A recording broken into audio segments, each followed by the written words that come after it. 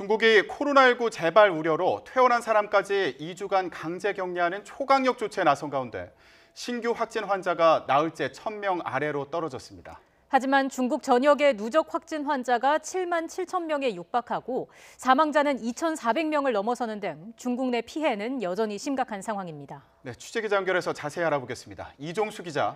네, 국제부입니다. 네, 중국 내에서는 신규 확진 환자가 나흘째 1,000명 아래로 떨어지는 등 좀 소강 상태를 보이고 있다고요. 예, 그렇습니다.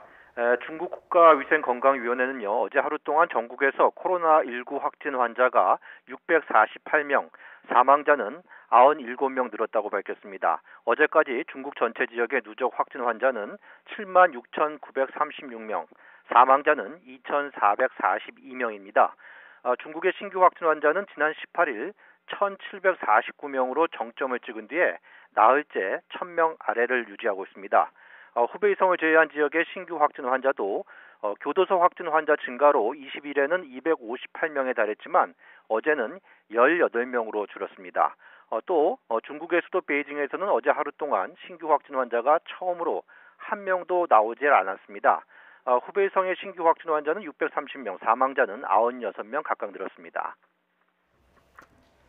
네, 이런 가운데 중국 외교부가 코로나19 확산으로 중단했던 1일 대면 브리핑을 내일부터 재개하기로 했다고요.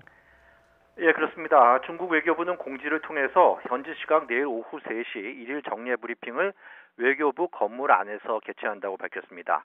중국 외교부 브리핑은요, 전 세계 수백 명의 기자들이 모여서 중국의 공식 입장을 듣는 자리라는 점에서 코로나19 확산 둔화로 중국이 어느 정도 자신감이 생긴 게 아니냐, 이런 말이 나오고 있습니다. 앞서 외교부는 춘제 기간인 지난달 말에 브리핑을 잠정 중단한 뒤에요, 코로나19 확산으로 지난 3일부터 외신 기자들을 대상으로 인터넷 채팅 형식으로 브리핑을 해왔습니다. 네, 중국 내 코로나19 감염증 피해가 가장 심각한 곳이죠. 후베이성의 잉융 당서기가 새로 부임한 우한 주재 한국 총영사를 만나서 감사 표시를 했다고요? 예, 그렇습니다. 잉융 당서기는 지난 21일 저녁에 강승석 총영사를 만난 자리에서 코로나19 저지전쟁의 한복판에 와서 우한과 고난을 함께하고 있다며 높이 평가를 했습니다.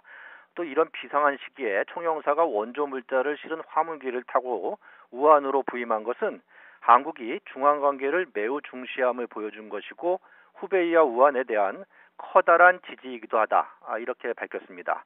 잉융 당서기는 후베이는 전염병을 이겨낸 뒤에 더 많은 한국인과 학생이 우한에 와서 취업하고 창업하며 유학하길 희망한다고 또 말을 했습니다.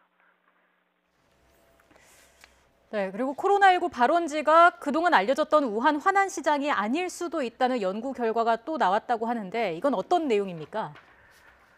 예, 중국 연구기관들이 12개 나라의 환자 93명을 대상으로 코로나19 바이러스 유전자형을 분석해 논문을 발표했는데요. 이 논문에 따르면 유전자 측면에서 보면 발병지로 거론되는 우한 화난수산시장이 코로나19의 진원지가 아닐 수 있다는 겁니다. 다른 지역에서 이 시장으로 유입된 뒤에 지난해 12월에 대규모로 전파됐을 가능성이 있다고 주장을 했습니다. 코로나19가 지난해 11월 중하순부터 이미 전염을 시작할 수도 있지만 최초의 일부 감염자가 단지 가벼운 증상만 보여서 이런 상황이 무시됐을 것으로 보인다고 덧붙이기도 했습니다.